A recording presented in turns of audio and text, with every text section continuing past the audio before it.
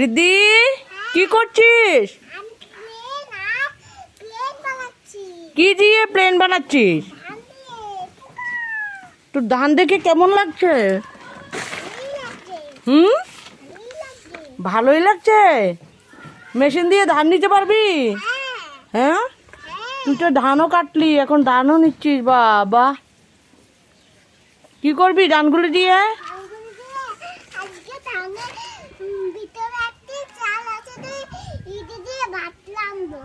ধান থেকে কি হয়? চাল থেকে কি হবে? তারপরে কি করব আমরা? খাবে? তুমি ভাত খাও? ধান থেকে চাল হয়, চাল থেকে ভাত হয়, আর ভাত আমরা সবাই খাবো। ঠিক আছে?